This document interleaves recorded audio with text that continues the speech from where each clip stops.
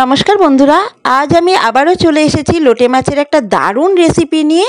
এই রেসিপিটা একবার বানিয়ে দেখুন, গরম ভাতের সঙ্গে দারুণ জমে যাবে। একদম পুরো ভাতটা এই দিয়েই খাওয়া হয়ে যাবে। তার জন্য আমি এখানে 500 গ্রাম মতো লোটে মাছ নিয়ে নিয়েছি। লোটে মাছগুলোকে পরিষ্কার করে ধুয়ে নিয়েছি, কেটে ধুয়ে পরিষ্কার করে নিয়েছি। এবারে এই লোটে মাছের মধ্যে আমি দিয়ে দেব অল্প একটু লেবুর রস। এই লেবুর রসটা দেওয়ার কারণে লোটে মাছের যে একটা আষ্টে গন্ধ থাকে, সেই গন্ধটা কিন্তু থাকবে না। একটু লেবুর রস আর অল্প সামান্য একটু নুন দিয়ে মাখিয়ে নিতে হবে প্রথমে লোটে মাছগুলোকে। লোটে মাছ নুন আর লেবুর রস দিয়ে মাখিয়ে নিলে লোটে মাছের মধ্যে যে এক্সট্রা জলটাও থাকে সেটাও বেরিয়ে যাবে, আর মাছটার যে আষ্টে গন্ধ থাকে সেটাও থাকবে না। মাখিয়ে নিয়ে আমি একটা বাটিতে নিয়ে নিয়েছি সমস্ত লোটে মাছগুলোকে। এটা কিছুক্ষণের জন্য রেখে দেব। এবারে আমি এই লোটে মাছটা রান্না করার জন্য আলু আর বেগুন এরকম পাতলা পাতলা লম্বা লম্বা করে কেটে নিয়েছি। আলুটাও পাতলা করে কেটে নিয়েছি লম্বা লম্বা করে, আর বেগুনও কেটে নিয়েছি এরকম লম্বা লম্বা করে। গ্যাসের উপরে একটা কড়াই বসিয়ে দিয়েছি। কড়াইতে বেশ কিছুটা পরিমাণে সর্ষের তেল দিয়ে দিয়েছি। তেলের মধ্যে অল্প একটু নুন আর হলুদ গুঁড়ো দিয়ে দিয়েছি। নুন হলুদটা দিয়ে খুব ভালোভাবে তেলের সঙ্গে মিশিয়ে নিয়েছি। মেশানো হয়ে গেলে যে লম্বা পাতলা করে আলুগুলো আমি কেটে ধুয়ে রেখেছিলাম, সেই আলুগুলো প্রথমে ভেজে নেব। লোটে মাছের ঝুড়ো, লোটে মাছের ঝাল, গোটা লোটে মাছ অনেক কিছুই তো আমরা খেয়ে থাকি। একবার এইভাবে লোটে মাছ খেয়ে দেখুন, এর স্বাদ কিন্তু একদম আলাদা। আলুগুলো এমনভাবে ভাজতে হবে যেন আলুগুলো ভাজতে ভাজতেই 50% মতো সেদ্ধ হয়ে যায়, সেইভাবে আলুগুলোকে ভেজে নিতে হবে। দেখুন আমার আলুগুলো ভেজে নেওয়া হয়ে গেছে, তুলে রেখে দিলাম। ওই তেলেই কেটে রাখা বেগুনগুলোও ভেজে নেব। বেগুনগুলো দিয়ে গ্যাসের ফ্লেমটাকে মিডিয়াম টু লোতে করে বেগুনগুলোকে একটু ভেজে নেব। বেগুনগুলো বেশ ভাজা ভাজা করে নেব। বেগুনগুলো দেখুন একটা ভাজা ভাজা কালার চলে এসেছে। এবারে বেগুনগুলোকেও তুলে একটা পাত্রে আমি রেখে দেব। এবারে দেখুন যে লেবুর রস আর নুনটা মাখিয়ে রেখেছিলাম, তার কারণে দেখুন লোটে মাছ থেকে কতটা জল আবার বেরিয়েছে। এই লেবুর রস আর নুনটা মাখিয়ে অবশ্যই রেখে দেবেন, তাহলে লোটে মাছের থেকে যে এক্সট্রা জলটাও বেরিয়ে যাবে, আর লোটে মাছ কিন্তু খাওয়ার সময় কোনো আষ্টে গন্ধ থাকবে না। কোনো যে একটা মাছের গন্ধ থাকে সেই গন্ধটা থাকবে না। এই জলটাকে আমি একটা ছাঁকনিতে ছেঁকে নিলাম। দেখুন সমস্ত জলটাকে আমি ছেঁকে নিয়েছি। এরকম ছাঁকনি দিয়ে একটু ছেঁকে নেবেন মাছটাকে নুন লেবু রস মাখানোর পর। এবারে আমি লোটে মাছটাতে দিয়ে দেব আবারও সামান্য পরিমাণে নুন,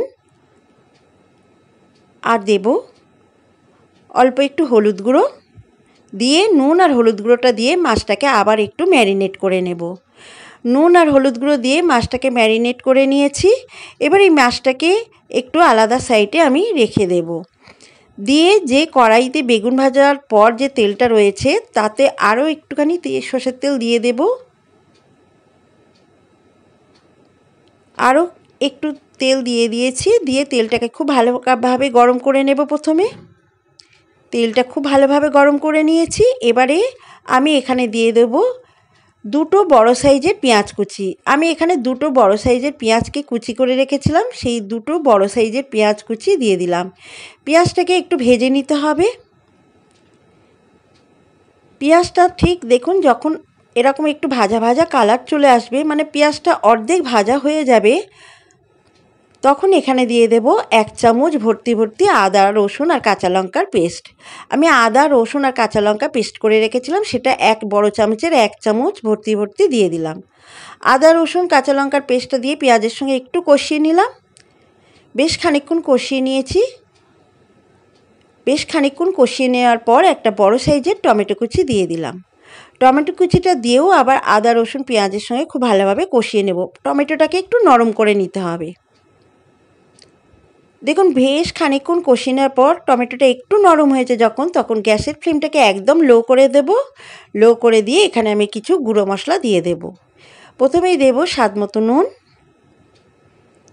তারপরে দেব 1/2 চা চামচ হলুদ গুঁড়ো, তারপরে দেব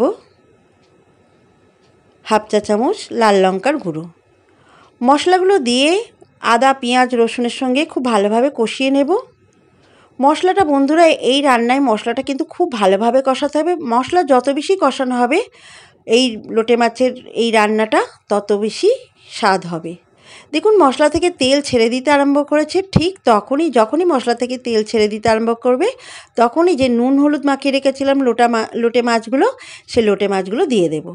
গ্যাসের ফ্লেমটাকে মিডিয়াম টু লোতে করে এই লোটে মাছগুলোকে মশলার সঙ্গে একটু কষিয়ে নেব। এই সময় বন্ধুরা গ্যাসের ফ্লেম একদম বাড়াবেন না, গ্যাসের ফ্লেমটাকে মিডিয়াম টু লোতে করে দেবেন। দিয়ে লোটে মাছগুলোকে মিনিট 3-4 একটু কষিয়ে নিতে হবে মশলার সঙ্গে। কষাতে কষাতে দেখবেন লোটে মাছগুলো বেশ নরম হয়ে যাবে। এই সময় কি করব, একটু খুন্তি দিয়ে এইভাবে লোটে মাছের মাংসগুলোকে সরিয়ে দিয়ে কাঁটাগুলোকে তুলে নেব। খুন্তি দিয়ে ঠিক হচ্ছিল না, আমি একটা কাঁটা চামচ নিয়ে নিয়েছি।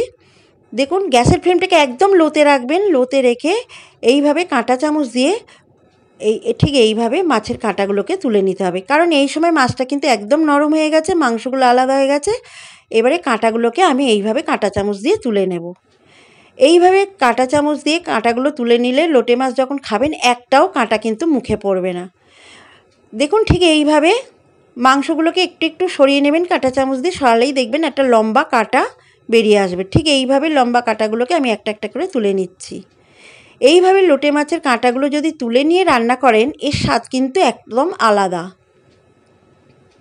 দেখুন আমি প্রত্যেকটা লোটে মাছের থেকে আমি কাঁটাগুলোকে ঠিক এইভাবে বের করে নিচ্ছি। গ্যাসের ফ্লেমটাকে একদম লোতে রাখবেন, লোতে রেখে এইভাবে একটা কাঁটা চামচ দিয়ে যখন মাছটা নরম হয়ে যাবে তখন এই কাঁটা চামচ দিয়ে প্রত্যেকটা কাঁটা এইভাবে একটু বের করে নেবেন।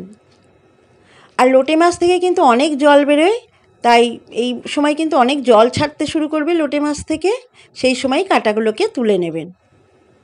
দেখুন আমি কি সুন্দরভাবে একটা করে কাটা, একদম খুব সহজ কিন্তু এটা, খুব এমন কঠিন না, খুব সহজেই কিন্তু এই কাঁটা চামচ দিয়ে মাছের মাংসগুলো সরিয়ে এই কাঁটাগুলোকে তুলে নেওয়া যায়। আর একটাও কাঁটা নেই, দেখুন আমি কাঁটাগুলোকে সম্পূর্ণ তুলে নিয়েছি। প্রত্যেকটা মাছের কাঁটা এইভাবে আলাদা করে তুলে নিয়েছি। এই কাঁটাগুলোকে আমি ফেলে দেব।